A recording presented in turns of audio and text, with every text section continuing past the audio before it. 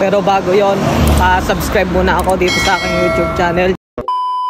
Yo, what's up? Ohayo gozaimasu. Ka-out ko lang. Yun, ano nga ba ang top 5 legit agency papunta dito sa Japan? At yun, bago ko ibigay ang top 5 legit agency, subscribe muna ako dito sa aking YouTube channel at sa aking Facebook. At yun, ano nga bang top 5 na legit agencies papunta dito sa Japan? Bola lang yan. Ang legit agencies, unang-una ang Prudential Employment Agency, which is ang ano ko ngayon, agency ko ngayon. 1 year na ako dito sa Japan at legit siya. Matatagpuan siya sa Santa Cecilia, Talondos, Santa Cecilia Village, Las Piñas. At ang pangalawa kong legit agency ay ang Auri. Ang Auri Agency.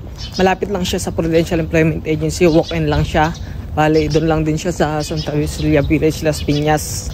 At walk-in lang siya. Pagkatapos mag-apply sa Prudential, pwede kang dumiretso doon sa Auri. Yun ang pangalawa natin. At yun, ang pangatlo nating agency, ang Sangko Treatment Solutions INC. Yung matatagpuan siya sa may Pasay City. At yun, ano ko lang dito sa screen para makita nyo. Yun, ang pang-apat na legit agency natin ay ang ang System Placement INC agency. Natatagpuan siya sa may Espanya, Sampaloc, Manila.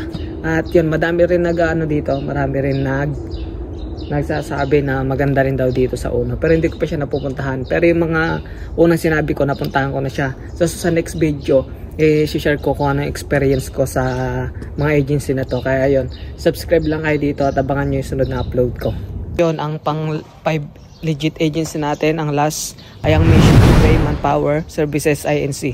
Matatagpuan siya dun sa Quirino, dun sa pinagme-medicalan ng Prudential Agency. Nalaman ko lang to nung sinearch ko Basta hinanap ko yun doon pagkatapos ko magpa-medical yun, hinanap ko lang yun nandun. Kaya yun, search. Tingnan nyo lang doon, hanapin nyo lang.